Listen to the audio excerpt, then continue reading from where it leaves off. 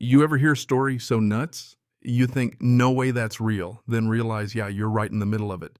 That was us the day my wife Anna moved into our house in Meadowbrook Hills. Picture this. We're barely done unloading boxes when the HOA calls 911 on us, swear to God, 3 minutes after Anna stepped through the front door. And what happened next?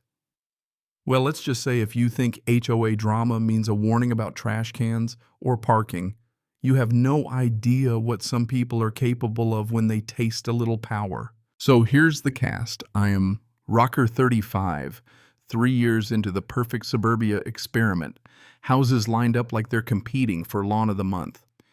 Anna's my wife, a pediatric ICU nurse who literally saves babies for a living, about the kindest, least dramatic person I know. But the day she moved in, a woman 3 doors down, Vera, starts watching us from her window, scribbling notes like she's paid by the word. No welcome, no cookies, just straight up surveillance. I try to brush it off, figuring maybe she's just nosy wrong. Around 5 that evening, Vera storms up to our door, clipboard in hand, attitude set to dictator. Doesn't bother with hello.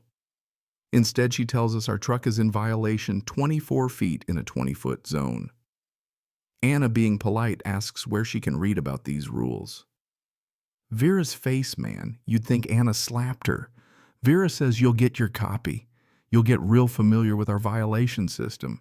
Yeah, that happened. Anna gives me this look like she's seen enough in the ICU to spot trouble from a mile away and whispers, "She's not here to help. She's here to hunt." You know what I mean. I'm not usually one to overreact, but Anna's instincts are gold, so she starts snapping photos, mailbox, yard car, even our trash cans, saying if Vera wants to play games, we need receipts. She even records their conversation just in case. That night we spot Vera outside on the phone, staring right at our place like she's waiting for us to screw up. Anna squeezes my hand and says, "This is just getting started."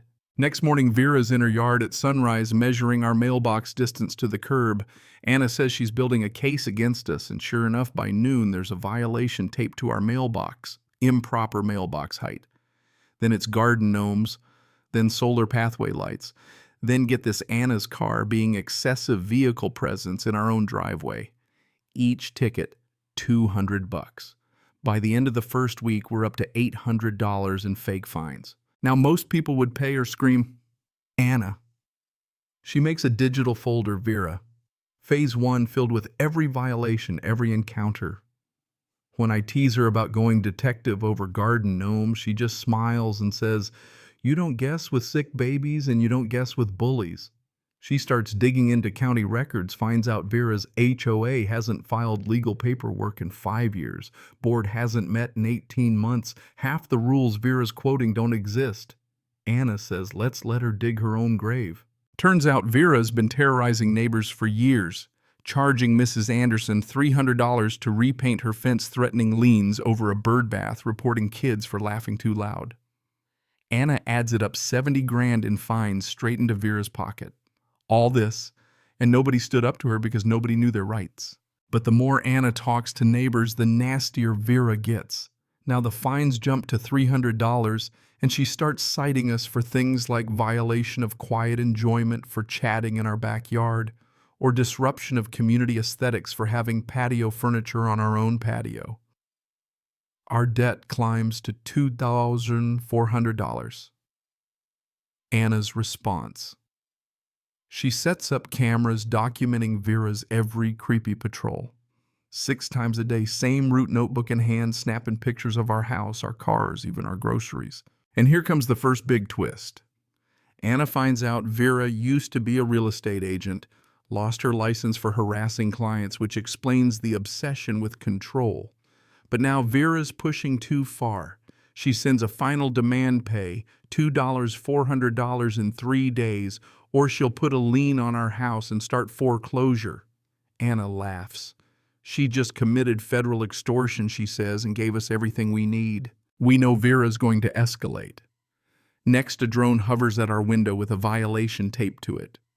Vera's online posting about us as community disruptors, calling Anna's job to complain, which just gets Anna more support at work and trying to recruit neighbors. But the neighborhood's done with her. One neighbor tells her to leave us alone or he'll call the cops on her. Another outright refuses to sign her petition to get us kicked out. So Anna waits. She knows Vera is going to make a big move. Bullies always do when they sense they're losing control. Sure enough, one night, after Anna comes home from a brutal 12-hour ICU shift, Vera calls 911. Officers show up, and Vera starts reading her charges: mailbox, height garden gnomes, improper uniform display because Anna wore scrubs outside after work. Officer Martin just stares at her. "Ma'am, do you have any legal authority?" And when Vera says no, Anna steps forward, hands Vera a thick envelope: federal lawsuit, harassment, extortion, impersonation of authority, civil rights violations. Vera's face gone pale. The cops look at Anna's documentation, all color-coded, all bulletproof. Then the neighbors pour out, telling the officers about Vera's years of fake fines, harassment, and stalking. In that moment, Vera's power dies. She's alone, everyone turns their back, and she's left standing under a streetlight, clutching her death sentence. But here's the catch: bullies don't fold. They flail. Vera tries hiring lawyers, counter complaints, manifestos on social media. Nothing works. Her debt collection letters start going to every house, not just ours, but no one's scared anymore. The real HOA board finally calls a meeting, apologizes publicly for letting her run wild, and bans her from any involvement ever again. People tell their stories: thousands of dollars lost to fake fines, playground equipment destroyed, kids reported for skateboarding. IRS gets involved, property values shoot up now that Vera's gone. Anna's lawyer, seeing our airtight case, demands $60,000 in settlement, legal fees, a public apology, and a permanent no-contact agreement. Vera can't pay. She sells her house, scrapes together the cash, and is forced to post letters of apology to every household admitting everything. Anna even creates a fund to return money to neighbors Vera scammed, reimbursing their losses from years of abuse. On moving day, Vera's alone, no one helping, no one saying goodbye, just a silent, humiliating exit as neighbors slow clap from their porches. Kids start playing outside again. People decorate without fear. Anna joins the HOA board and makes sure nothing like this can happen again. Property values go up 22% in a year. Real estate agents start bragging about harassment-free neighborhoods. And Anna becomes the go-to advisor for other families fighting their own neighborhood bullies. So what's Vera's life now? Last I heard, she's in a cramped apartment working customer service, no real estate license, no power, no control, just her and her regret. Part of me wonders if we went too far, but then Anna reminds me bullies create their own consequences. Let's be real. None of this was about garden gnomes or mailbox heights. It was about one person's need to control and what happens when regular people decide to fight back with facts, with calm, and with community behind them. If you're in the middle of your own HOA nightmare, here's my advice: document everything. Know your rights, stay calm, and don't back down. Because the only way to beat a bully is to show them their power was always an illusion. And sometimes the best revenge is just living your life free. So what would you do if you were us?